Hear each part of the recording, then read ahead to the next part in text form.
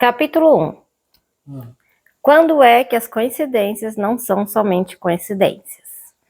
Definindo sincronicidade. C.G. Jung, cujo livro Sincronicidade, um princípio casual de conexão, foi publicado em 1952, inventou o termo sincronicidade e lançou na linguagem psicológica, o qual foi rapidamente adotado pela cultura popular.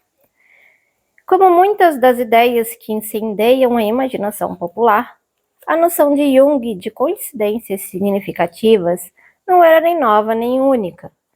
Mas o crédito de Jung é que o seu enfoque dos acontecimentos sincronísticos nos permite vê-los de uma forma mais clara e prática.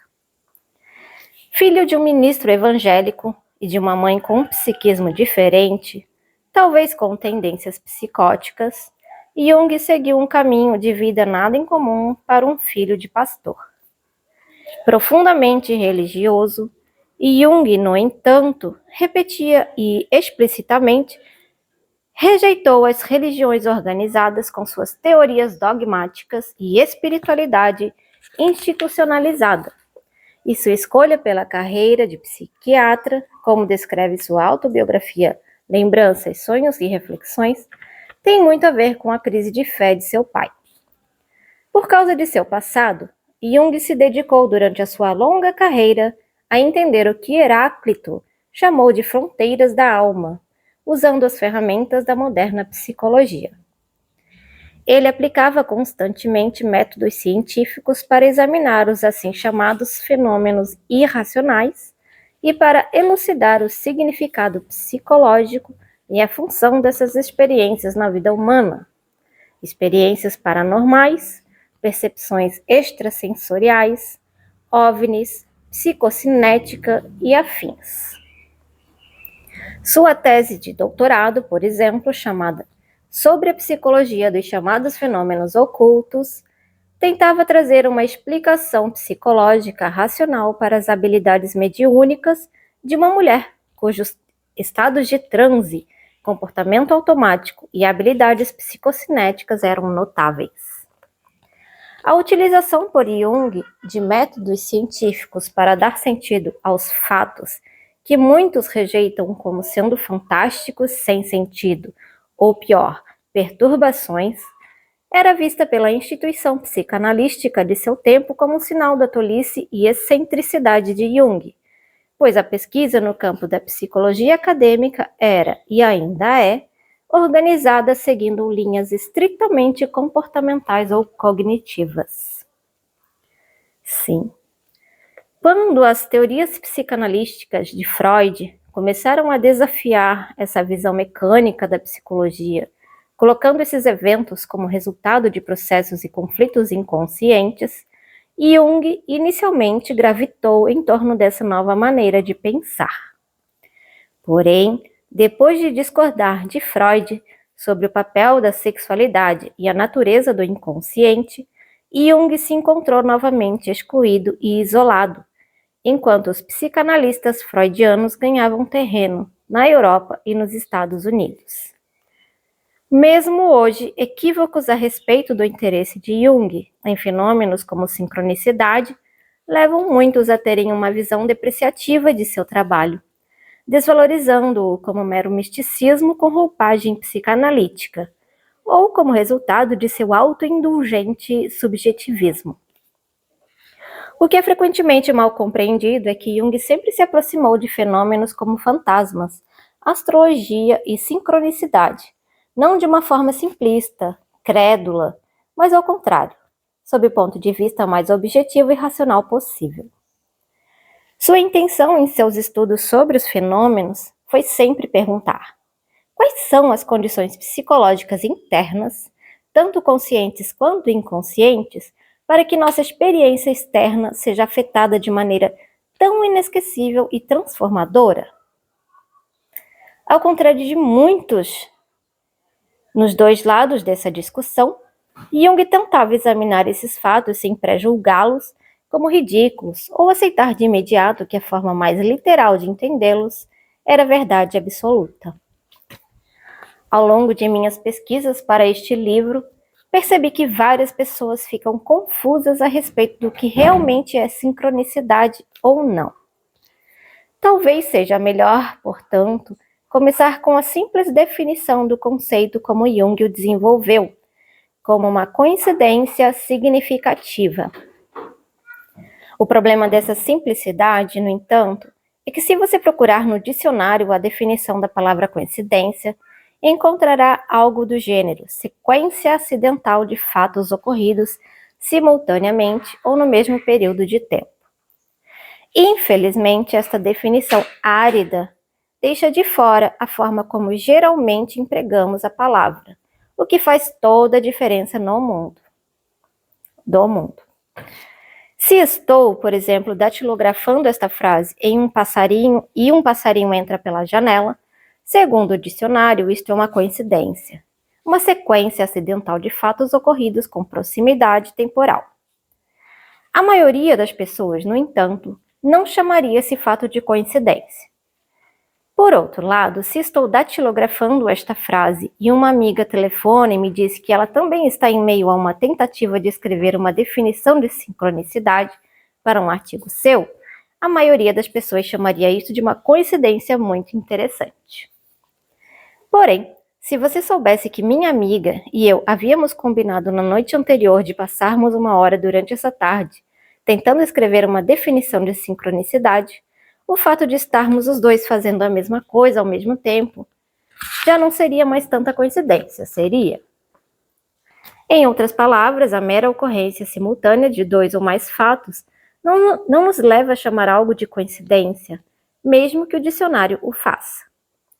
Ao contrário, no uso popular, o termo coincidência é uma sequência de fatos que acontecem proximamente, que são ligados uns aos outros e que são relacionados entre si pelo acaso, através de uma similaridade notável.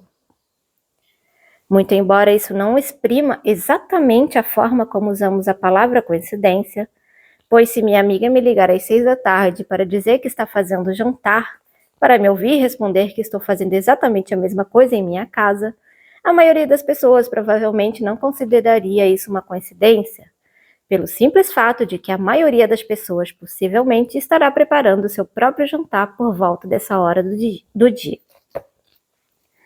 Em outras palavras, a definição do dicionário da palavra coincidência também diz que uma coincidência é uma sequência incomum de acontecimentos simultâneos que têm algum tipo de relação entre si. Coincidências são, como geralmente usamos a palavra, ocorrências extraordinárias. Definindo sincronicidade, Jung deu ainda um outro passo. Coincidências acidentais, porém sequências de fatos incomuns relacionados entre si, acontecem de vez em quando para todas as pessoas, mas essas coincidências não são necessariamente muito significativas.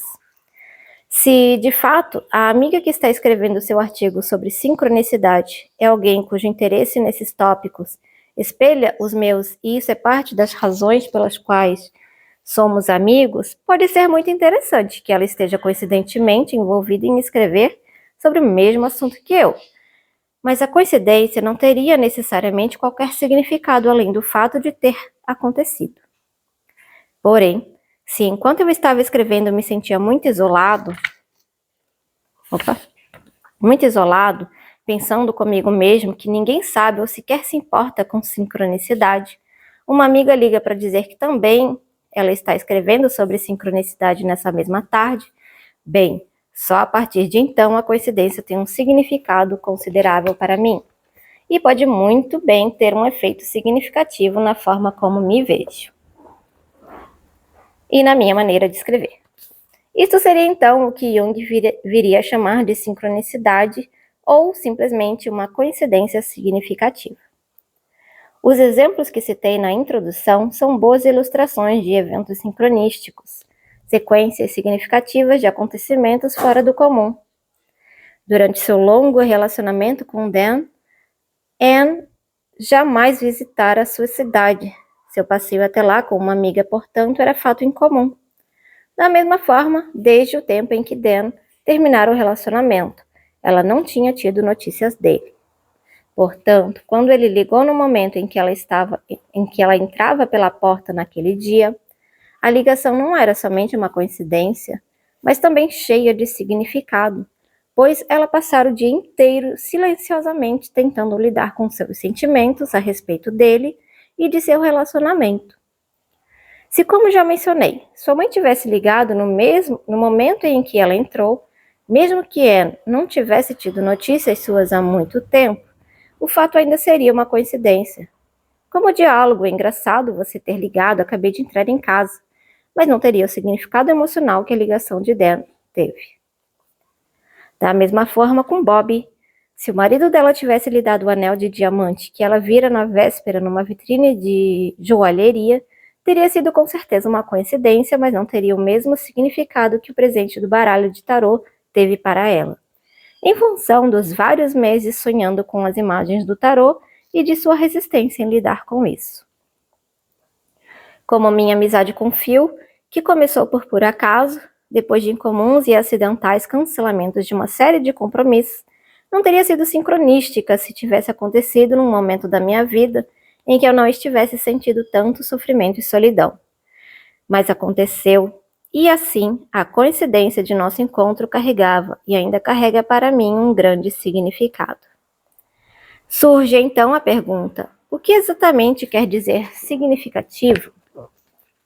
Longe de estar filosofando inutilmente, é importante fazer esta pergunta imediatamente, não só porque é crucial para a definição do conceito de sincronicidade de Jung, mas porque, sem aceitar que a sincronicidade se refere ao significado subjetivo dos fatos para os indivíduos envolvidos, muitos leitores vão achar que as histórias que se seguem não têm nenhum significado real. Contando as histórias que aparecem neste livro para algumas pessoas, percebi que a mesma história que pode provocar excitação, interesse e admiração em alguns, pode provocar um tedioso grande coisa, ou quem se importa em outros. O que provoca esta diferença? Porque, por exemplo, vou ao cinema com uma amiga e ela sai em lágrimas enquanto eu acho o mesmo filme ridículo e sentimental. O que torna uma coisa significativa para uma pessoa e sem sentido para outra? Quando dizemos que algo é significativo para nós, geralmente estamos indicando uma de duas coisas. Ou estamos dizendo que algo tem importância para nós por causa de certos valores que carregamos, em outras palavras, significa algo porque é valioso para nós, ou estamos dizendo que algo nos causou um impacto significativo, quer dizer, significa algo porque afetou nossas vidas de maneira fundamental. Obviamente, um acontecimento pode também ser significativo em ambos os sentidos.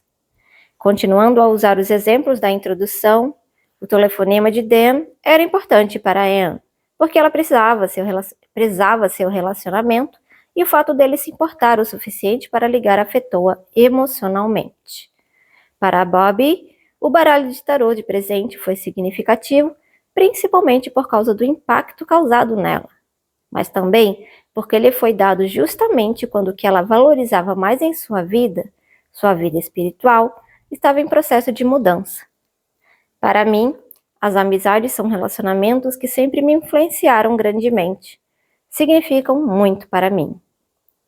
Portanto, um evento sincronístico é uma coincidência que carrega um significado subjetivo para a pessoa envolvida.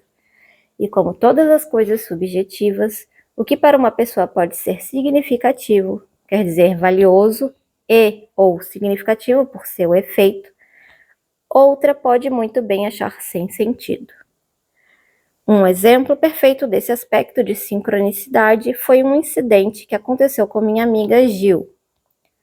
Jantando em um restaurante movimentado, ela se sentou perto de um homem que contava animadamente ao seu companheiro de jantar a história de dois amigos seus que estavam tendo casos extraconjugais com as irmãs um do outro. Ele não sabia, é claro, que a estranha perto dele, minha amiga Gil, também conhecia as pessoas de quem ele estava falando. No final dramático da história, ele se recostou com imensa autossatisfação e disse ao seu companheiro, retórica e rebuscadamente, para finalizar a fofoca: E você não vai adivinhar nunca com quem ele está saindo agora. Ao que Gil não pôde resistir e se inclinou na direção deles e concluiu por ele, dizendo: a prima de Mimi. O homem ficou boquiaberto. Que experiência deve ter sido para ele quando uma completa estranha, surgindo do nada, num restaurante público, finalizou sua narrativa. Mas para Gil, que não tinha nenhum investimento emocional, como ele tinha feito ao contar esta suculenta história de casamento e traição, era simplesmente uma coincidência engraçada. Na verdade, os dois viveram a mesma experiência, mas o que era para Gil uma piada engraçada, pode muito bem ter sido vivida como uma incrível sincronicidade pelo homem cuja história ela terminou, contendo uma importante lição sobre contar histórias íntimas de uma forma indiscreta em um lugar público. As muitas histórias apresentadas aqui, e as muitas mais que ouvi, me lembram sempre como um mesmo incidente ocorrido com duas pessoas pode muito bem gerar duas experiências completamente diferentes, uma sincronística e significativa, outra não. Esta subjetividade torna fácil ridicularizar, menosprezar e fazer graça das ocorrências sincronísticas dos outros. De fato, eu antevejo que qualquer um lendo este livro vai descobrir que certas histórias tocam fundo, enquanto outras o deixam frio. Algumas histórias vão lembrá-lo de um momento quando uma coisa parecida aconteceu com você, enquanto outros parecerão triviais, desinteressantes ou forçadas. Além disso, veremos que a descrição sincronística se aplica a uma larga escala de coincidências significativas. Em algumas coincidências, como em nossos exemplos, a extrema improbabilidade do evento e o fantástico paralelo entre estado interior e ocorrência externa será sua característica mais notável. Esses tipos de eventos sincronísticos geralmente provocam uma sensação de a respeito deles. Em outras coincidências significativas, pode levar muito tempo até que o significado do que aconteceu fique claro. Ou você pode perceber que o significado de um evento pode desenrolar devagar, através do tempo. Esses tipos de sincronicidade provocam mais de uma sensação. Agora entendi. Em alguns casos, o acontecimento externo ocorre primeiro e o significado subjetivo, interior, vem em seguida. Em outros, a coincidência significativa é entre uma imagem interior, como um sonho, e um acontecimento externo subsequente. Em todos os vários eventos sincronísticos, contudo, o princípio de ligação entre interior e exterior é o significado do acontecimento para as pessoas envolvidas. Algumas pessoas, geralmente indivíduos analiticamente orientados, podem ficar absortos tentando decidir se algo é ou não sincronicidade. Se encaixa na definição? Vai de encontro aos critérios? Gostaria de enfatizar neste início que o conceito de sincronicidade é mais bem usado como uma ferramenta do que como um fim em si. Assim como as ideias a respeito do que constitui uma verdadeira obra de arte, pode-se tranquilamente se envolver em indagações estéreis sobre se isto ou aquilo é realmente sincronístico, especialmente porque em todos os eventos sincronísticos, como nas obras de arte, está envolvida considerável dose de subjetividade. Sem dúvida, o melhor uso do conceito é um que seja exploratório e provocador. A ideia de que um acontecimento pode ser sincronístico dá a você uma perspectiva diferente do fato, aprofunda sua compreensão do mesmo ou intriga você o suficiente para olhar além do que aconteceu?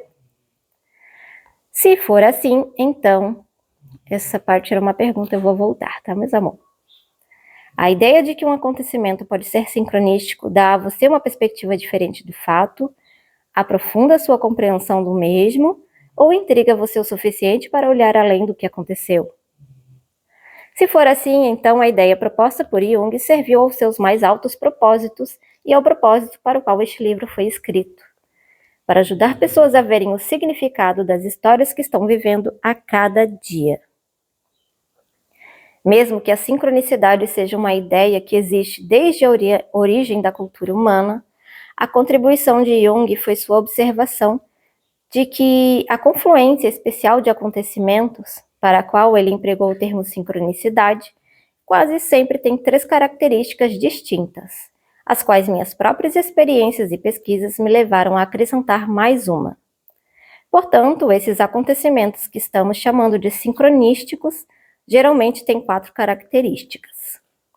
Primeiro, estes acontecimentos são ligados pela casualidade, em vez de ligados através de uma corrente de causa e efeito que o indivíduo pode distinguir como intencional ou deliberada de sua parte.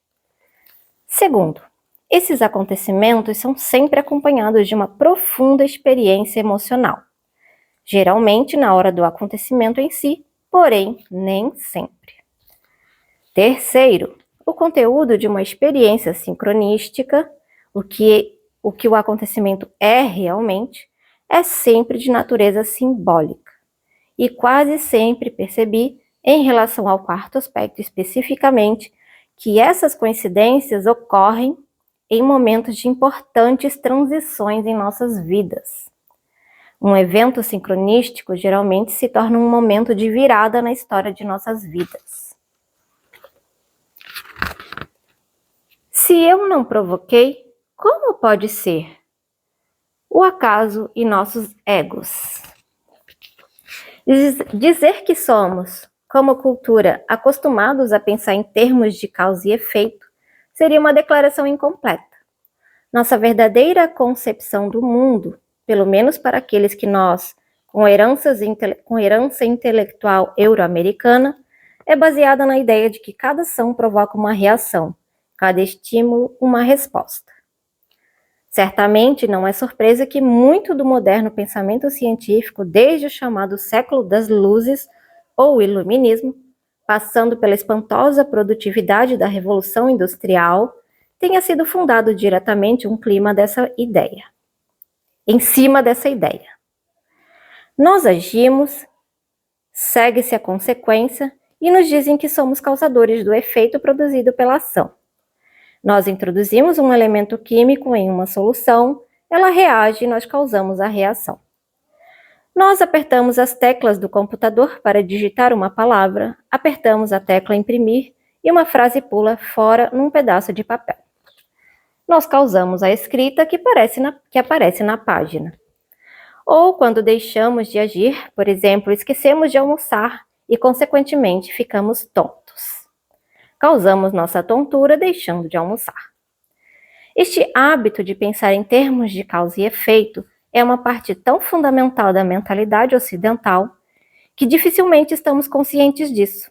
Isto é, até que esbarramos de frente com uma sequência de eventos que, por sua própria natureza, mostram uma forma diferente pela qual os eventos podem estar relacionados. Uma conversa que pega fogo na certa em qualquer acontecimento social é perguntar às pessoas se alguma vez já experimentaram um acontecimento sincronístico. Quase todos têm seu exemplo favorito e minha amiga Katy não é exceção. Sua história é uma boa ilustração de como o nosso hábito casual de pensar é desafiado pela sincronicidade. Durante certo período de sua vida, Katy estava, como se diz, indiferente e indecisa. Havia concluído o colegial, mas não tinha certeza sobre o que fazer a seguir. Como quase sempre acontece, ela gravitava em torno de um relacionamento com um rapaz mais ou menos de sua idade. Eles estavam saindo há mais de um ano, até que, como em geral acontece outra vez, se separaram e seguiram seus caminhos. Para Katy, isso significou mudar para a Califórnia, casar e ter 2 filhas. Com o passar dos anos, durante seu casamento, o divórcio e o segundo casamento. Às vezes ela pensava em Richard, seu verdadeiro primeiro amor. Mas depois de 3 décadas, o pensamento tinha mais o sentido de uma vaga curiosidade, como lembrar a trama de um filme que ela tinha visto há muito tempo. Que ela soubesse estava muito longe, e como estivesse bastante satisfeita com sua própria vida, não tinha grandes motivações para fazer mais do que fantasiar a respeito dele de vez em quando. A história de sua vida agora que ela estava na casa dos 50 parecia razoavelmente bem escrita, e todas as tramas e subtramas que ela viveu pareciam insignificantes. O que então a levaria a pensar cada vez mais em Richard a esta altura? Estaria ela sonhando com ele e não se lembrava? Estaria encontrando com pessoas que a fizessem lembrar dele? Estaria ela infeliz em sua vida e no casamento? Quando eu perguntei, Cat não soube me dizer o porquê, somente que, de repente, ela sentia insistentes impulsos internos para descobrir o que tinha acontecido com ele. Seria tédio? Seria uma conexão psíquica? Seria uma chance do acaso? Quem sabe? Mas o fato é que ela começara a dar alguns telefonemas para tentar localizá-lo, primeiro ligando para as pessoas em sua cidade natal, depois com sua curiosidade aguçada, seguindo suas pistas. Ela descobriu que ele trabalhava para uma certa companhia de seguros no leste.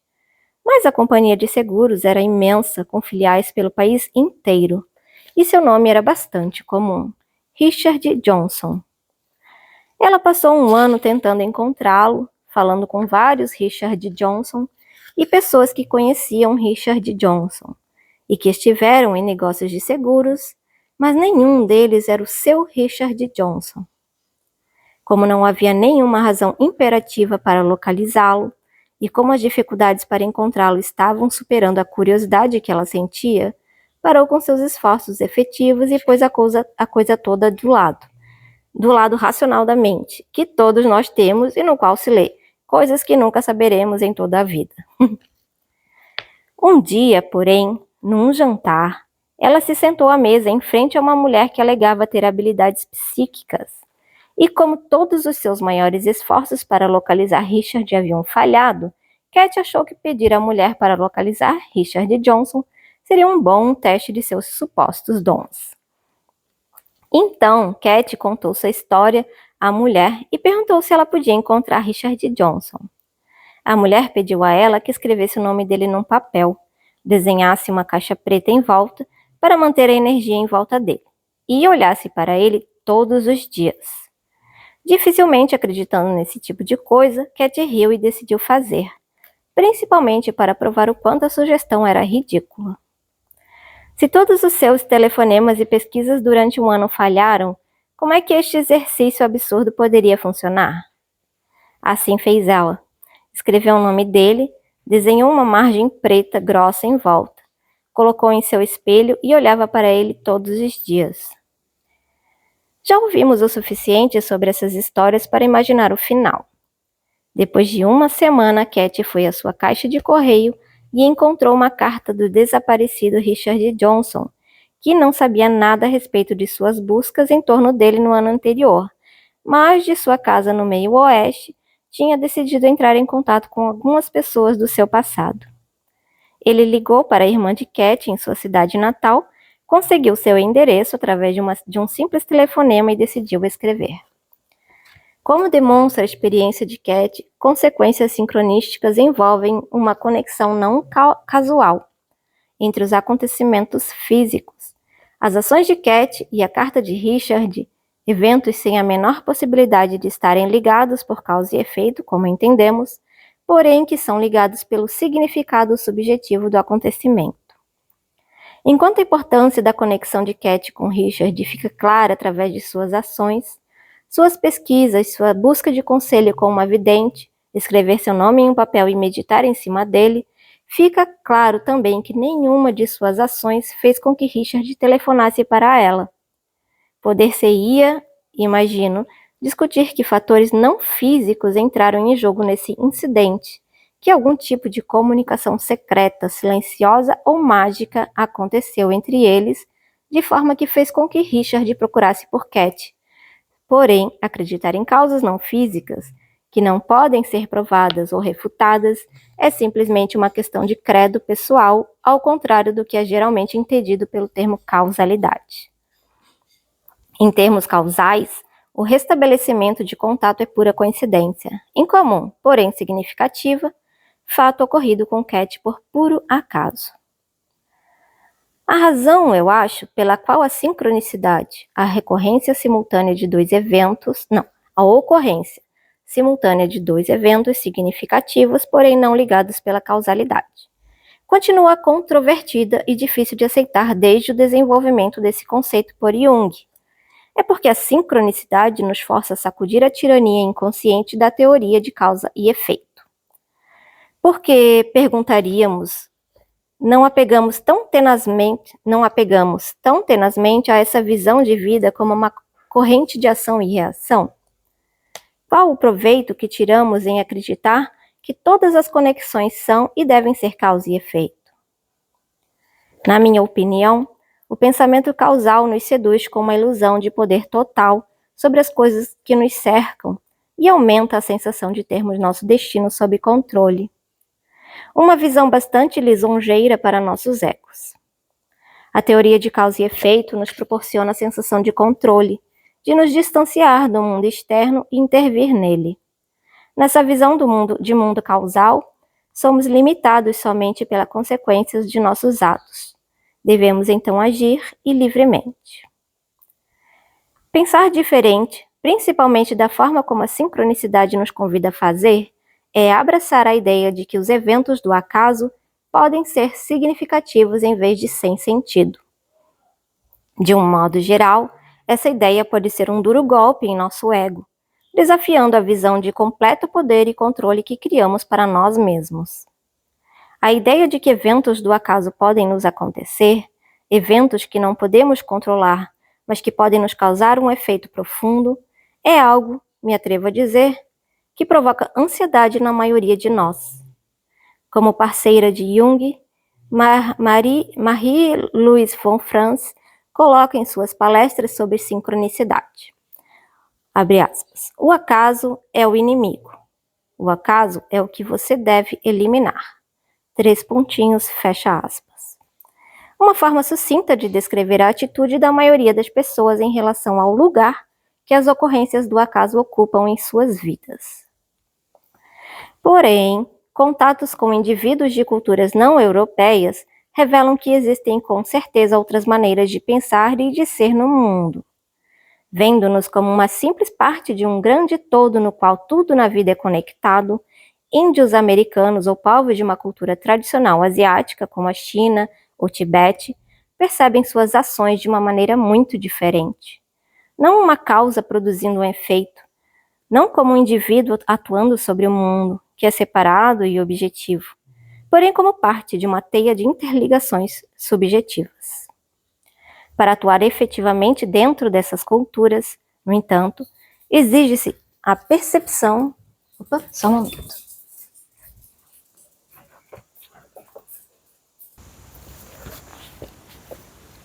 Para efetuar efetivamente dentro dessas culturas, no entanto, exige-se a percepção do momento apropriado, investigar suas próprias atitudes, pedir apoio da grande comunidade da qual se faz parte e tentar determinar a vontade divina.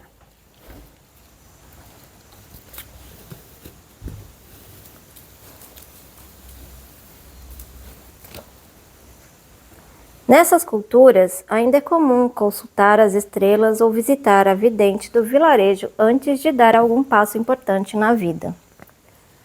Agora, agir dentro dessa visão de mundo é um processo humilde e cuidadoso.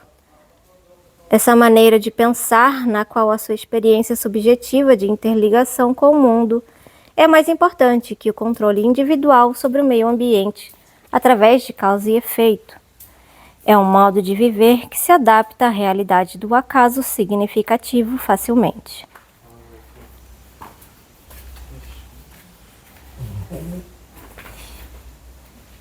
Tiveram a honra de ver o meu maridão passando.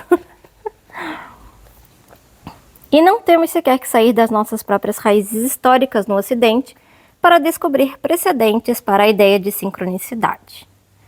Como estarei discutindo no capítulo 5, áreas de interesse como astrologia, tarô e outros métodos de adivinhação contam com a sincronicidade para seus efeitos.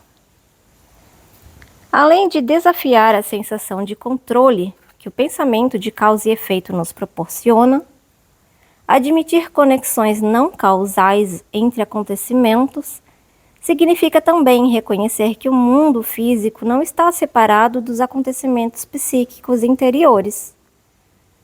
Porém, a divisão de mundo entre interno e externo está profundamente arraigada em nosso pensamento. Tão profundamente, na verdade, que a maioria das pessoas sequer tem consciência disso. Os sentimentos de Cat em relação a Richard são internos. O telefonema de Richard é um acontecimento externo. As ações dela com o nome dele no papel são um acontecimento externo. O impulso dele para encontrá-la é um fenômeno interno. Definir a coincidência da redescoberta um do outro como sincronicidade é simplesmente uma outra maneira de dizer que, naquele momento, interno e externo estão conectados. Realmente, em outra parte de seu trabalho sobre sincronicidade, Jung define sincronicidade como a ocorrência simultânea de um certo estado psíquico com um ou mais acontecimentos externos que aparecem como paralelos significativos do estado subjetivo do momento. Portanto, por definição, sincronicidade sugere que nossa divisão radical entre interno e externo é, na verdade, falsa. Fenômenos internos como sentimentos, valores, pensamentos, sonhos, intuições, desejos e assim por diante, podem muitas vezes estar ligados de uma forma decisiva a acontecimentos externos, como telefonemas, presentes, vida social, casos de amor e afins. Acontecimentos sincronísticos nos impõem uma visão do mundo como um campo único, no qual nossas experiências pessoais e ações estão fundamentalmente ligadas às experiências de ações de outros. Além de desafiar nossa ilusão de controle e a cuidadosa divisão entre a realidade subjetiva e objetiva, a sincronicidade como um princípio não causal de conexão também desafia nossa noção de tempo, especificamente a forma como confiamos numa noção linear de tempo para organizar nossa visão do mundo. A teoria de causa e efeito necessita dos conceitos antes e depois. As causas acontecem antes dos efeitos. Mas o reconhecimento de uma conexão não causal entre acontecimentos torna o quando algo aconteceu menos importante que o que aconteceu e o que significa para mim ou você. Não que o momento do acontecimento seja completamente sem importância, mas usando o nosso exemplo de Cat e Richard, o momento de sua carta meramente transformou o fato numa coincidência. Foi o significado da carta que a tornou sincronística para Cat, depois de toda a energia gasta tentando entrar em contato com ele. Depois de administrar a frustração e o desapontamento de encontrar um beco sem saída, depois de iniciativas pessoais para focar sua atenção nele, escrevendo seu nome como instruiu a vidente, suas iniciativas e a carta dele foram conectadas pelo significado da coincidência e não pela proximidade temporal dos dois eventos. A sincronicidade nos convida a olhar para nossas vidas sob um ângulo diferente, no qual nossas experiências subjetivas determinam nosso lugar em um universo de eventos do acaso que ocorrem conosco à nossa volta e que estão ligados através daquilo que representam para nós. Em nossas vidas, são essas conexões entre nós mesmos e o mundo que criam as histórias que vivemos. Isso nos leva ao segundo aspecto de sincronicidade: emoção. Pense, não sinta. Sincronicidade e a moderna dúvida da realidade emocional. Elaborando em seguida o que é sincronicidade e como funciona, Jung observa que os acontecimentos que chamamos sincronicidade tem um certo tom emocional inegável em si, que ele chamou de numinous, tomando emprestado o termo do teólogo Rudolf Otto. Luminosidade é aquela experiência que temos quando sentimos que estamos inegavelmente, irresistivelmente e inesquecivelmente na presença do divino, a vivência de algo que transcende nossas limitações humanas. Essa elevada qualidade de sentimento que acompanha os acontecimentos sincronísticos é talvez a característica mais impressionante desses eventos. Se a sincronicidade está acima de todos os princípios de conexão, então a qualidade das sensações provocadas por uma sincronicidade, a luminosidade e a energia psíquica que ela desperta, é o agente através do qual é feita a conexão. Simplificando, os eventos sincronísticos têm sempre um profundo caráter emocional. Quando eu comecei a estudar Jung na faculdade, me senti sozinho e isolado. É claro que estudantes universitários são por natureza propensos a esse tipo de sentimento, e alguns são até muito apegados à pose de intelectual incompreendido. Não posso afirmar que me sentia dessa maneira. Eu vinha de um seminário luterano, no qual nenhum de nossos estudos incluía muita psicologia e muito menos alguém como Jung, um evangélico afastado, com tendências místicas, e muitos de meus colegas estudantes me achavam um pouco maluco em ter tão alta consideração por ele. Como uma forma de conter os fantásticos sonhos e experiências que eu estava tendo a partir de meu conhecimento da obra de Jung, decidi começar a trabalhar com um analista junguiano. E como isso seria também uma forma de superar o isolamento intelectual que eu estava sentindo, simplesmente peguei as páginas amarelas, olhei a lista de psiquiatras e liguei para o primeiro que anunciava análise junguiana. Marquei um encontro para as 15 horas de sábado para começar a terapia. Enquanto isso, no estágio em que eu vinha trabalhando durante alguns anos, um programa impróprio que dava longos tratamentos de psicoterapia freudiana para os estudantes da Universidade da Califórnia, entrou para a equipe uma nova consultora. Agradável e divertida, ela e eu descobrimos vários interesses em comum, particularmente nas artes. Eu era escritor, ela contadora de histórias. Eu estive envolvido com teatro, ela também. Ela era de Nova York e eu vim de Nova Jersey. Mas foi somente depois de vários meses de amizade que descobri que ela não somente partilhava de meu interesse por Jung, como estava também frequentando o mesmo analista que eu. Além disso, quando começamos a comparar nossas anotações, descobrimos que, na semana anterior ao início de meus trabalhos com ele, ela havia trocado seu horário normal de consulta de sábado às 15 para um outro horário. Em outras palavras, sincronisticamente, eu conhecer a pessoa cujo horário de consulta na agenda do meu analista agora era meu. O que tornou esta coincidência dos horários de consulta importante para mim, e portanto o que fez dela uma sincronicidade, tem principalmente a ver com os sentimentos que eu tive de estar repartindo algo, por total coincidência, com essa amiga que eu sequer conhecia naquele momento. A história que eu pensava estar vivendo, o pobre, solitário estudante universitário, interessado em um maluco de quem ninguém sabia nada a respeito, não era, descobri mais tarde, a história verdadeira. A verdadeira história era que um espaço tinha sido criado para mim, no consultório do meu analista, por uma mulher com quem eu tinha muitas coisas em comum. E o efeito emocional foi enorme. Senti-me consideravelmente menos isolado e maluco. Senti a presença de uma comunidade de pessoas com mentes semelhantes à minha volta. Portanto, me senti mais apoiado e seguro de mim. Senti a importância de meus estudos junguianos sendo-me confirmada. Infelizmente, nessa cultura, tem quase tanta dificuldade em reconhecer o sentimento. Nossa cultura tem quase tanta dificuldade em reconhecer o sentimento quanto em abandonar a teoria de causa e efeito. Como já discuti antes, estamos habituados a dividir o mundo em interior e exterior, em subjetivo e objetivo. E mesmo que essa divisão não seja necessariamente incômoda, como ocidentais, somos parte de uma tradição que valoriza o exterior e o objetivo, enquanto desmerece o interior e subjetivo.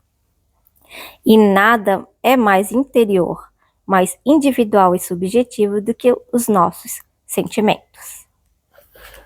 O grande ideal do mundo ocidental é atingir a objetividade. Para a ciência, significa eliminar a tendência subjetiva do pesquisador e cancelar, através da repetição e da análise estatística, os efeitos do acaso em um processo. No pensamento intelectual, rigorosamente apoiamos e documentamos cada conclusão com evidências, fatos e demonstrações. Na indústria, premiamos produtividade e lucros.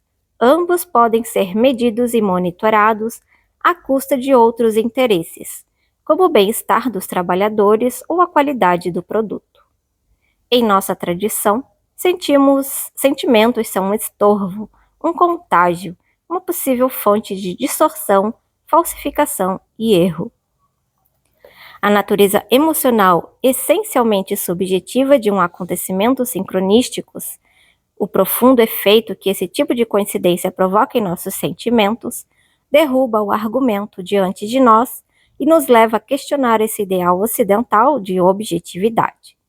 E se valorizamos os sentimentos tanto quanto pensamento? Pausa para a água.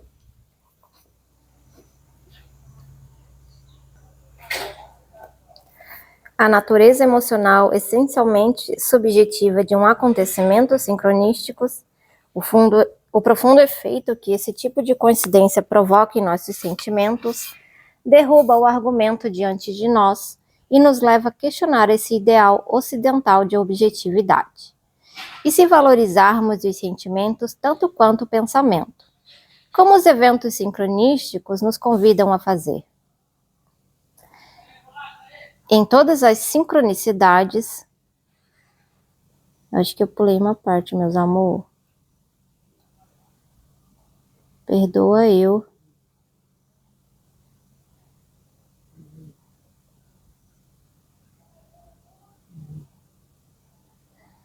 Vou voltar um parágrafo antes, tá, gente? Desculpinha. O grande ideal do mundo ocidental é atingir a objetividade. Para a ciência, significa eliminar a tendência subjetiva do pesquisador e cancelar, através da repetição e da análise estatística, os efeitos do acaso em um processo. No pensamento intelectual, rigorosamente apoiamos e documentamos cada conclusão com evidências, fatos e demonstrações. Na indústria, premiamos produtividade e lucros. Ambos podem ser medidos e monitorados à custa de outros interesses, como o bem-estar dos trabalhadores ou a qualidade do produto. Em nossa tradição, sentimentos são um estorvo, um contágio, uma possível fonte de distorção, falsificação e erro. A natureza emocional, essencialmente subjetiva, de um acontecimento sincronísticos, o profundo efeito que esse tipo de coincidência provoca em nossos sentimentos, derruba o argumento diante de nós e nos leva a questionar esse ideal ocidental de objetividade. E se valorizarmos os sentimentos, tanto quanto o pensamento, como os eventos sincronísticos nos convidam a fazer? Em todas as sincronicidades, inclusive em nossos exemplos até agora, o importante não são os fatos objetivos das coincidências, porém o impacto emocional que causaram nas pessoas envolvidas.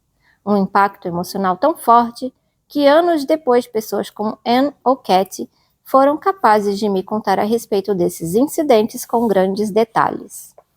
Acontecimentos sincronísticos apelam para nossa capacidade de sentir intensamente e de tomar consciência dos nossos sentimentos, visto que a qualidade e a intensidade dos nossos sentimentos é...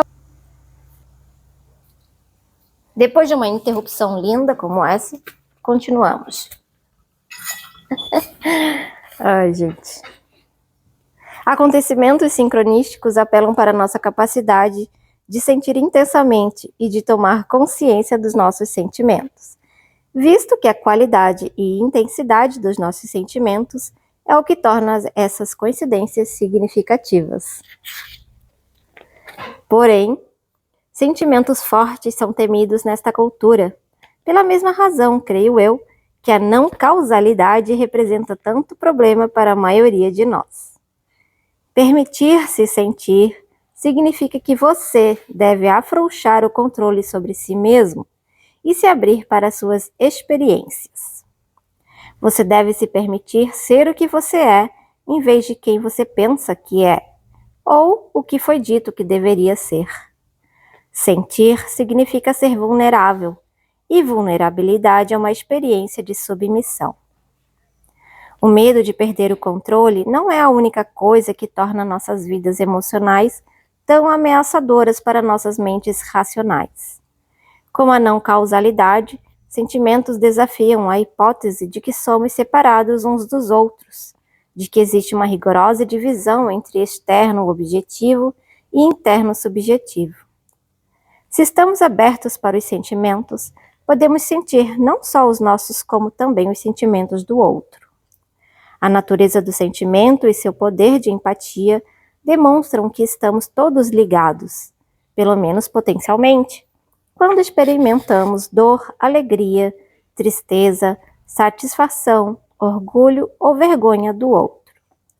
Enquanto o compartilhar sentimentos é para muitos de nós uma experiência que pode ser profundamente gratificante e com um enorme poder de cura, é uma atividade que transgride alguns valores culturais importantes, como a autonomia, a individualidade e a independência.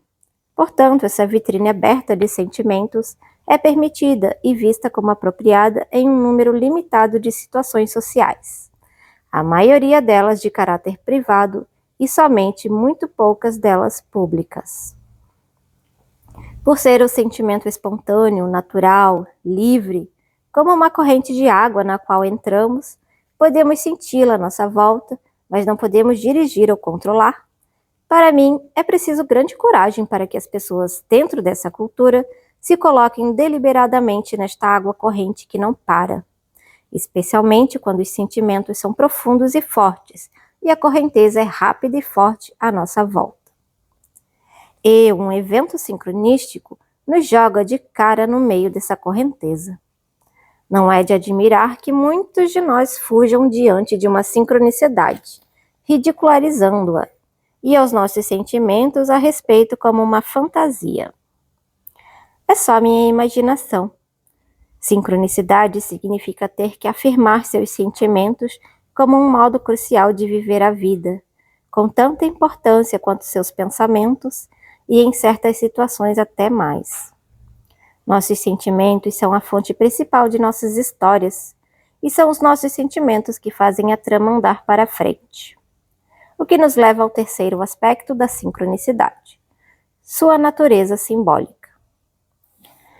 Se eu não estou ciente, como pode ser? Sincronicidade e símbolos arquetípicos do inconsciente coletivo. Um terceiro aspecto pode ser encontrado no conteúdo de um acontecimento sincronístico que, como mencionei, é sempre simbólico.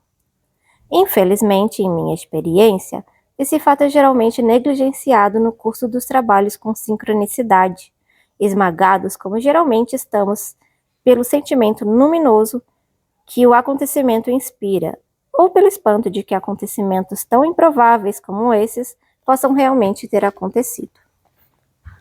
Assim, sempre que acontece uma coincidência significativa, percebi que os acontecimentos em si sempre têm um forte caráter simbólico.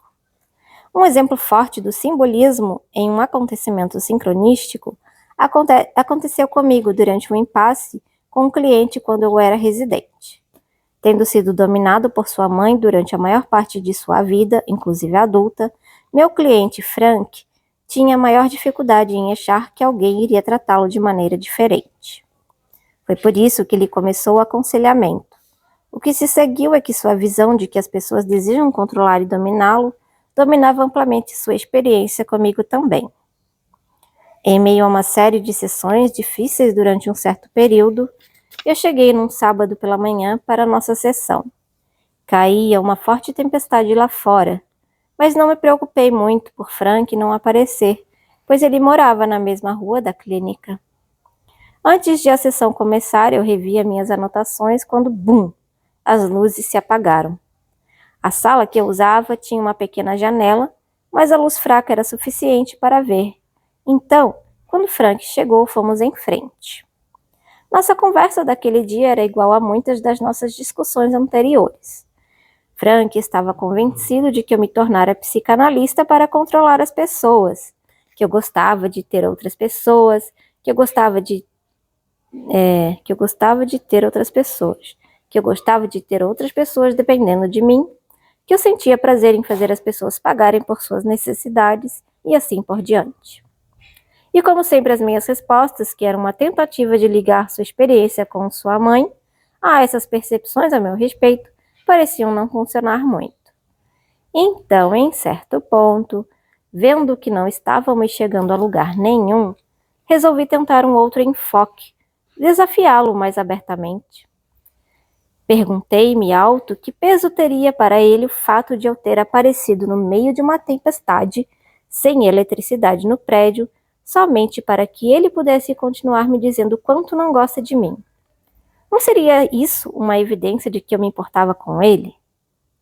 Por que então eu escolheria fazer algo tão inconveniente, tão flagrantemente desagradável, a não ser que eu estivesse realmente preocupado com seu bem-estar? Nesse ponto, Frank se calou e eu pude sentir uma mudança emocional acontecendo. Depois de alguns minutos pensando, Frank disse: "Eu entendo seu ponto de vista. Talvez você se importe, talvez não seja pelo poder." E naquele instante a energia voltou e o consultório ficou subitamente iluminado, sincronisticamente, brilhantemente iluminado outra vez. Uau! O simbolismo nessa história de falta de energia é tanto óbvio quanto importante para entender a natureza do que aconteceu em meu relacionamento com Frank. Começar a sessão literalmente no escuro da interrupção da força refletia o estado emocional do relacionamento no qual nenhum de nós conseguia perceber a saída através da luz da consciência. Ele era incapaz de me ver claramente, metaforicamente falando, como alguém que se importava com ele, e a falta de energia transformou sua incapacidade em verdade, literalmente. Nem eu conseguia ver o que eu precisava fazer era começar a ser uma pessoa real naquela sala com ele, afirmar o quanto me importava e começar a demonstrar em vez de interpretar as dinâmicas de sua mãe. Havia para ele ambas as faltas de energia, a interna e a externa. Isto é, até que finalmente eu consegui chegar a ele no nível emocional. Então, as luzes se acenderam, literalmente, mas também simbolicamente, quando subitamente o consultório se iluminou de eletricidade literal e emocional. A conexão foi restabelecida entre nós e ele sentiu seu poder outra vez. Essa história é uma boa ilustração de uma questão que levantei sobre sincronicidade, especificamente como a mesma coincidência pode muito bem ser significativa para uma pessoa e ao mesmo tempo completamente perdida para outra. Frank, muito enredado em suas sensações de ser dominado, não tinha percebido até onde posso dizer se as luzes estavam acesas ou não. Fui eu que percebi quão perfeitamente esse fato externo espelhava nossos estados internos. Quão forte era o simbolismo dessa coincidência em particular. Realmente, como esta sincronicidade aparece na história de minha vida como terapeuta, tem a ver especificamente com esses símbolos e o que significam para mim. Isto é, poder. Eu estava me empenhando como um terapeuta relativamente inexperiente em encontrar o meio mais eficaz de demonstrar que eu não era como sua mãe, sendo então seguido de uma intervenção que parecia ter funcionado para Frank, que, como o próprio simbolismo do evento indica, era uma experiência bastante fortalecedora para mim. Para Frank, no entanto, foi somente uma das minhas experiências de comunicação direta que ele precisa de mim até começar a acreditar que nem todo mundo ansiava por dominá-lo e controlá-lo. A analista junguiana contemporânea Jean Shinoda Bolen, em seu breve e atraente livro sobre sincronicidade, A Sincronicidade e o Tao, usa uma expressão para descrever o caráter simbólico dos acontecimentos sincronísticos. Uma frase que eu já ouvi outros também usarem, que este tipo de coincidência significativa é como um sonho acordado. Esta expressão apreende bem, eu acho, muito do que faz de um acontecimento sincronístico uma ocorrência única na história de nossas vidas. Como os sonhos, os quais não provocamos e que geralmente são cheios de sentimentos, os acontecimentos sincronísticos têm um caráter simbólico. Essas coincidências significativas são memoráveis justamente porque possuem o tipo de coerência simbólica que a maioria das pessoas só experimenta em sua vida nos sonhos, ou através de histórias.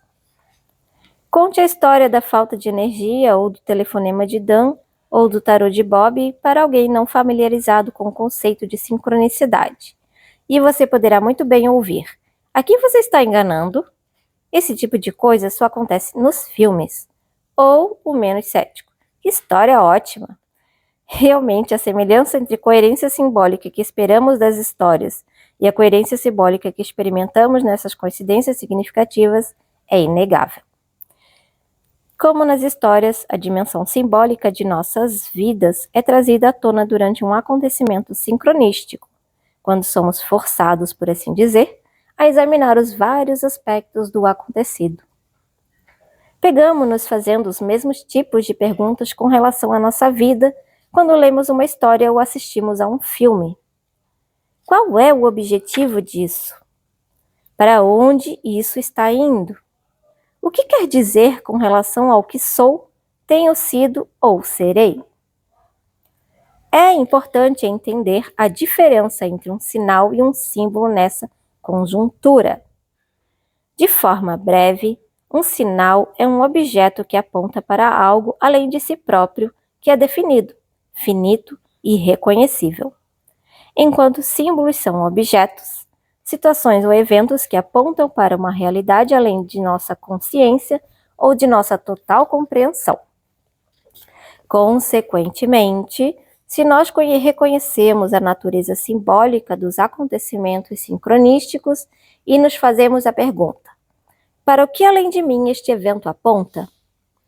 Veremos que a resposta, se formos fiéis à realidade simbólica do ocorrido, será sempre uma multiplicidade das coisas. Um símbolo é sempre e essencialmente um mistério.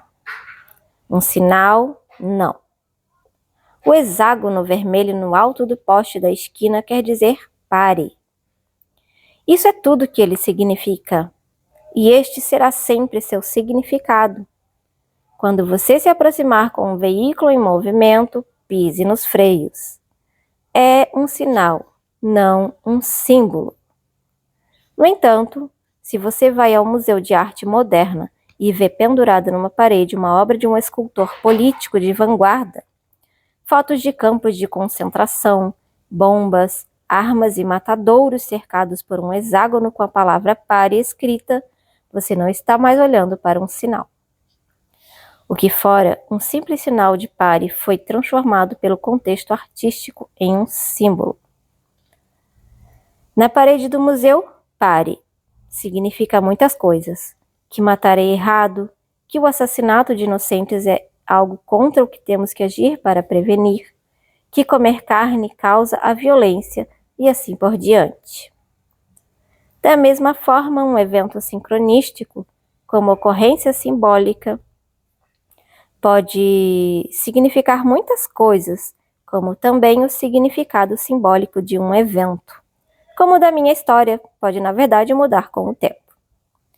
Em muitos eventos sincronísticos que discutiremos nos capítulos seguintes, a multiplicidade dos significados simbólicos que um simples evento tem para nós pode às vezes se tornar avassalador.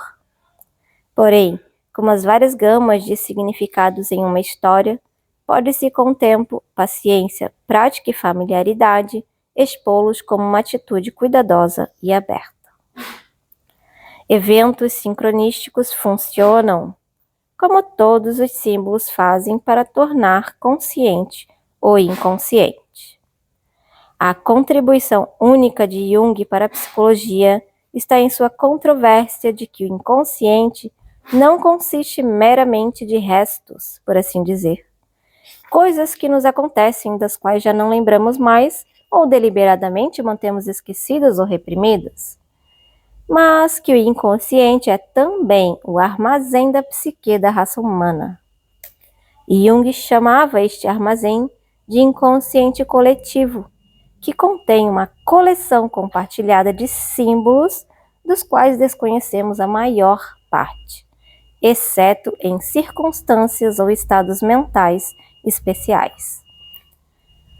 O conteúdo desse nível da nossa existência, esses padrões, situações e símbolos que constituem esse inconsciente coletivo, é o que Jung denominou de arquétipos. Sempre achei que a ideia de que todos os seres humanos partilham certas formas comuns de pensar, sentir e imaginar é algo fácil de entender e aceitar. Na verdade, como poderia ser diferente? Não temos todos os pais e mães? Não tivemos todos nós a experiência do nascimento e infância e envelhecimento e finalmente a morte? Não existem certas constâncias que vão além da experiência individual e da cultura, além de tempo e lugar, que nos tornam humanos e que nós, portanto, compartilhamos com todos os outros seres humanos? Esses padrões fazem os arquétipos do inconsciente coletivo, alguns dos quais são vividos de forma pessoal, através de figuras como o velho sábio, o trapaceiro, a virgem, a eterna criança, como também os deuses, deusas, demônios e anjos da mitologia e da teologia. Mas muitos dos arquétipos do inconsciente coletivo não são figuras, pelo contrário, são situações e experiências. O crescimento, experimentar a plenitude, ser pego dentro de um conflito insolúvel, perdendo nossa inocência, atingindo o êxtase da união com Deus. E podem ser esses arquétipos de situações que as ocorrências sincronísticas trazem também ao nosso conhecimento. As histórias que vivemos, as histórias que a natureza simbólica dos eventos sincronísticos trazem ao nosso conhecimento, são de certa forma míticas. No entanto, quantos de nós se consideram como personagens de uma história, não mais que figuras vivendo um mito? A ocorrência anormal de uma sincronicidade serve para elevar nossa sensibilidade para essa dimensão sagrada e simbólica de nossas vidas diárias. Mas por que tantos de nós resistimos a essa maneira de pensar? Por que gostaríamos de menosprezar ou ignorar a história que estamos vivendo? Uma das respostas, acredito, é que o contato direto com o inconsciente coletivo é uma experiência de um poder tão enorme que através dela estamos em constante perigo de nos perdermos ao nosso próprio ponto de vista.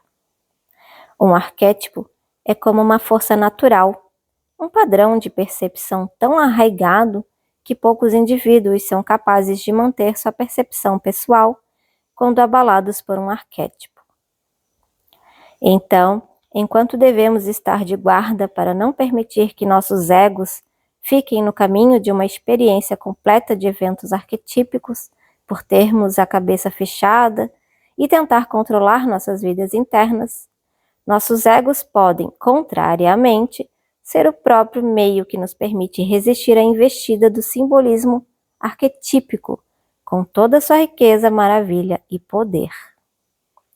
Aqui, novamente, nossa habilidade para refletir simbolicamente sobre uma experiência é o mais importante para ajudar a compreender os fundamentos arquetípicos para a história de nossas vidas.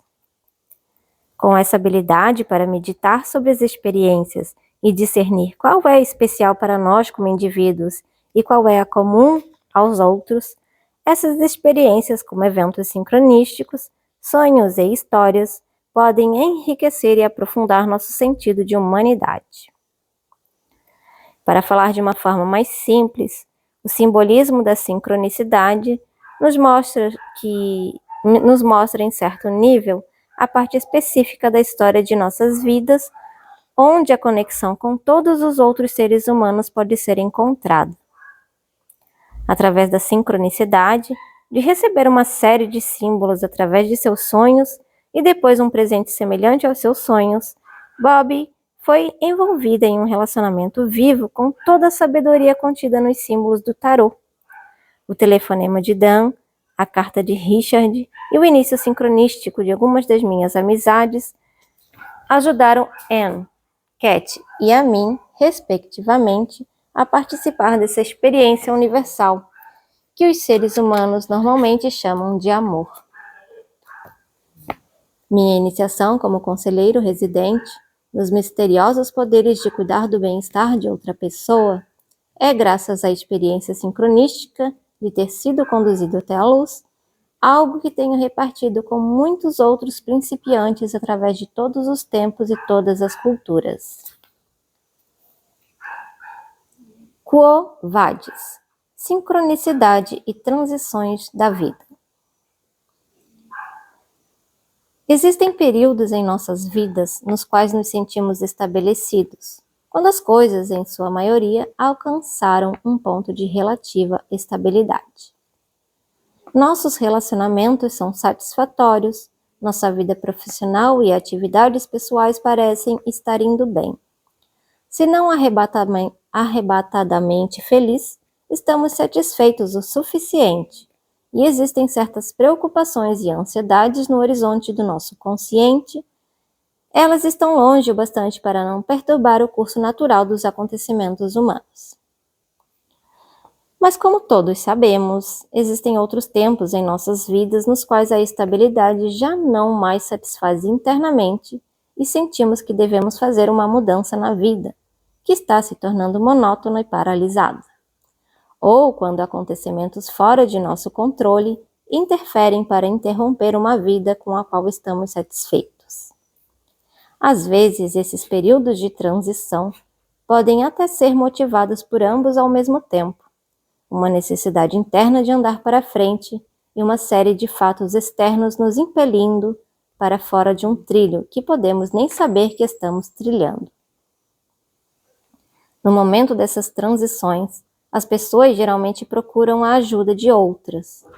Às vezes, essas outras são profissionais, terapeutas, pastores, médicos ou conselheiros. Às vezes, as outras são amigas ou pessoas da família que passaram por transições semelhantes ou simplesmente amigos em geral.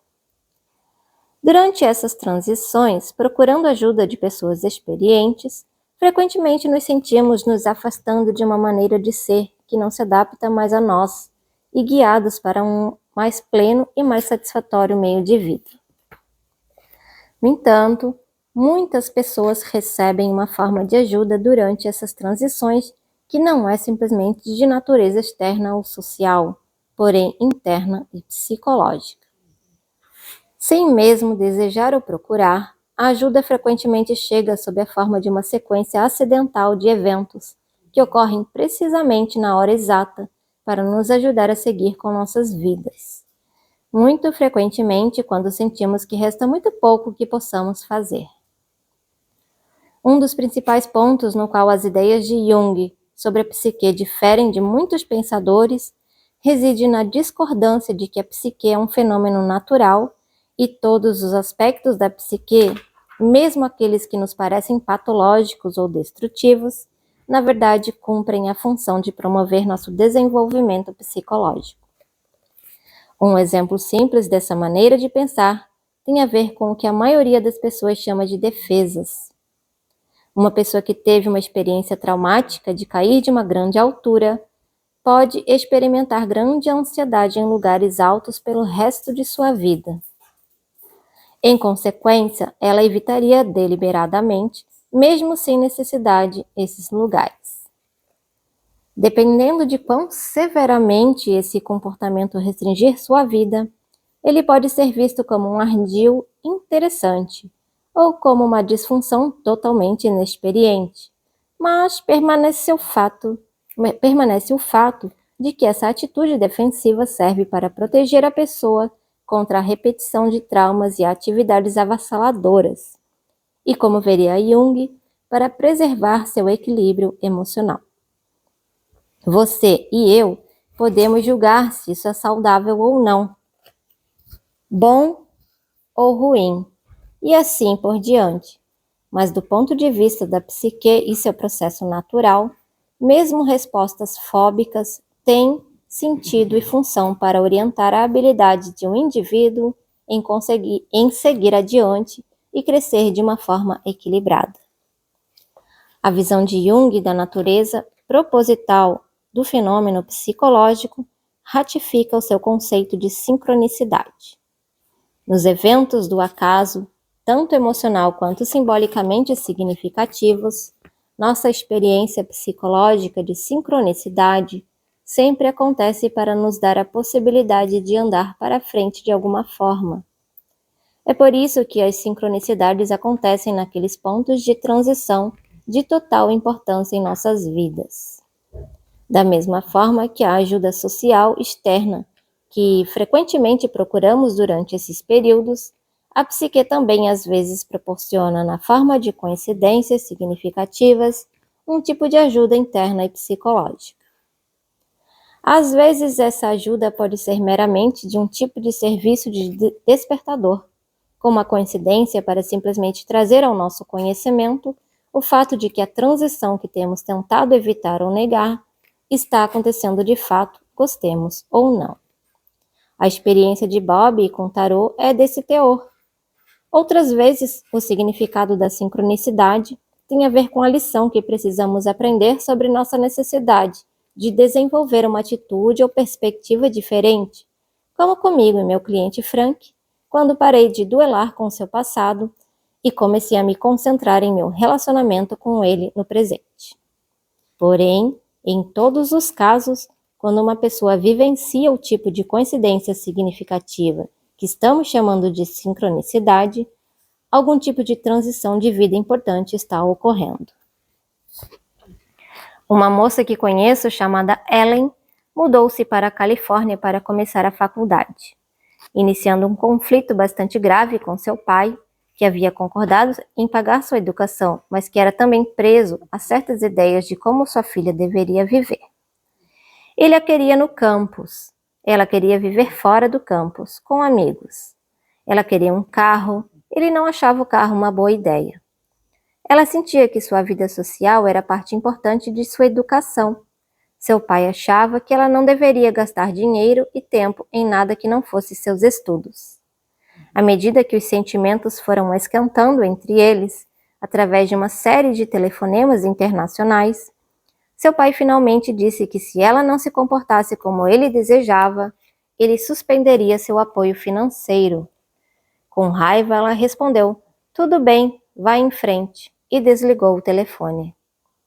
Remoendo furiosamente sobre a situação que tinha finalmente se tornado insustentável, ela andava pelo campus no dia seguinte apavorada, sem saber o que ia fazer. Ela não tinha nenhum preparo e a atitude controladora de seu pai criou essa dependência dele, então não conseguiria levar sua ameaça adiante. Ela continuou a andar pelo campus até esbarrar com um amigo, e sentada embaixo de um pé de eucalipto, contou-lhe sua história. Não achando seu dilema nem um pouco engraçado, ela quase ficou ofendida quando ele riu, isto é, até lhe dizer por que estava rindo. Ele estava justamente vindo de seu trabalho como processador de texto em uma firma de engenharia na vizinhança, e o supervisor do dia havia perguntado se lhe conhecia alguém que quisesse um trabalho. Eles estavam pagando bem o suficiente para permitir que Ellen se sustentasse. O horário era totalmente flexível e eles estavam dispostos a pagar pelo seu treinamento. Dessa maneira, sincronisticamente, Ellen encontrou um trabalho que lhe permitia se libertar da desconfortável dependência de seu pai. Desculpa os cachorrinhos querendo latir. E cair fora de maneira bastante apropriada por conta própria. Além disso, a experiência em processamento de texto que ela aprendera naquele trabalho direcionou-a para uma carreira de editora que dificilmente esperaria, pois ela havia ido para a escola estudar bioquímica. Cada movimento para frente em nossas vidas, cada degrau do crescimento envolve 3 partes. Primeiro, tomamos consciência de que nossa situação atual não serve ou não funciona mais para nós. Algumas vezes, fatos externos tornam isso claro, nosso pai ameaçando retirar o apoio financeiro, enquanto outras vezes são nossos sentimentos internos que nos apontam isso. Estamos infelizes com as restrições de nossa liberdade em viver como queremos. Então, entramos num estado de confusão e transição. Começamos a imaginar que as coisas podem ser diferentes e que podemos até deixar nossa atual situação sem saber exatamente o que está por vir. Pausa. Voltando. Vou voltar no parágrafo, tá? Começamos a imaginar que as coisas podem ser diferentes e que podemos até deixar nossa atual situação sem saber exatamente o que está por vir ou como devemos proceder. Batemos o telefone gritando: "Está bem, vá em frente." Então ficamos num estado intermediário. Podemos voltar, mas na verdade não sabemos ainda o que fazer. E esse estado de transição pode durar um dia, um mês ou anos, até que finalmente algo acontece. Conseguimos ajuda, nossos sentimentos se tornam claros, uma oportunidade se apresenta, tomamos determinada atitude e então mudamos para uma maneira de ser diferente, mais satisfatória. Na história de Ellen, sua necessidade de romper com seu pai já estava bastante clara antes que o trabalho que ela tanto precisava sincronisticamente caísse em seu colo, por assim dizer. Mas algumas vezes os acontecimentos sincronísticos ocorrem para chamar a nossa atenção para o fato de estarmos fazendo uma transição sem ao menos ter percebido. Esse é o caso de um amigo chamado Sam, que fora transferido da costa leste para a filial de São Francisco, da firma de contabilidade onde trabalhava, e achou seu novo trabalho muito pior e menos satisfatório do que esperava. Apesar de ser um músico talentoso, Sam se dedicava muito ao seu trabalho de contador. Então, uma série de acontecimentos sincronísticos ocorreram. A igreja frequentada por Sam recebera dinheiro para inaugurar um programa de música, ao mesmo tempo que decisões da direção da firma o levaram a ser demitido. É claro que a experiência do imediato e inesperado desemprego o fizeram sentir-se mais do que um pouco desorientado. Mas eu o encorajei a se conscientizar da sincronicidade dos acontecimentos e perseguir as oportunidades que estavam se apresentando na música, o que ele fez. Sam ganha menos dinheiro atualmente, mas está muito satisfeito em sua carreira, fazendo algo num campo que ele há muito gostava, mas tinha muito medo de tentar. O evento sincronístico dessa história, a porta fechada de sua demissão e a janela aberta de sua nova carreira, fez com que ele começasse a viver uma história em sua vida, que muitos de nós, à sua volta, conhecendo seu amor pela música e seu talento, sempre achamos que era a história que ele deveria estar vivendo. Para mim, histórias como as de Ellen e Sam reforçaram minha convicção, baseado na maneira de pensar de Jung, de que essas pessoas se movimentam em seu próprio tempo e de sua maneira em direção a uma consolidação significativa de quem realmente eles são. Mesmo quando outros podem pensar, vindo de fora, que seu processo é louco, destrutivo ou mau. Se sua vida é uma história, então é uma história que, como todas, tem vários capítulos.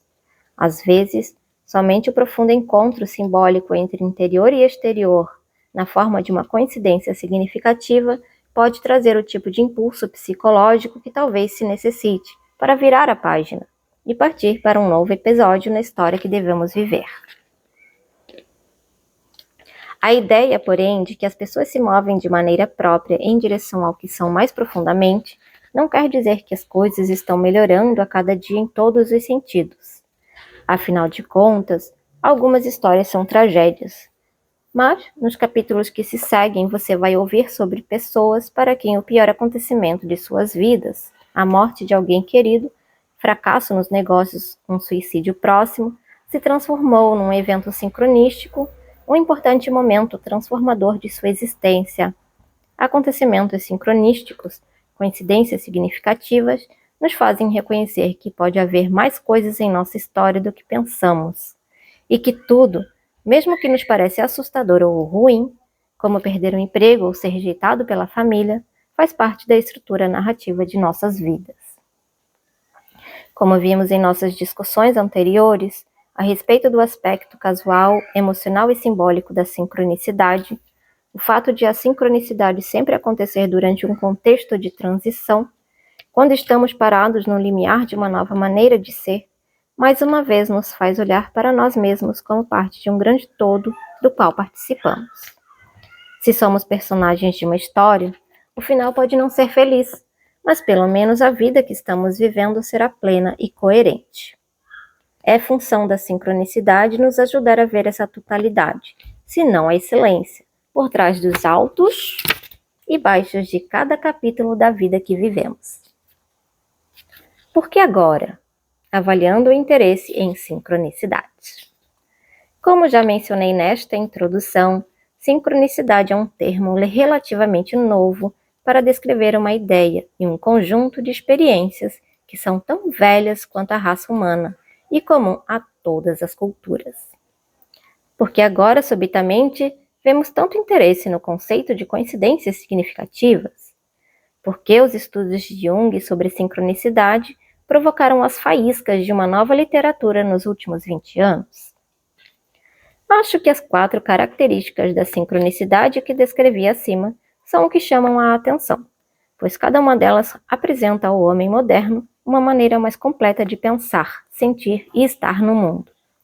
Acostumado a pensar em termos de causa e efeito, somos chamados pelos acontecimentos sincronísticos a tomar consciência que a linha divisória entre realidade objetiva e experiência subjetiva não é tão clara como fomos levados a pensar. Se essa constatação é às vezes confusa e assustadora, enriquece também nossa experiência sobre o mundo e nos restaura o sentido de totalidade e de participação.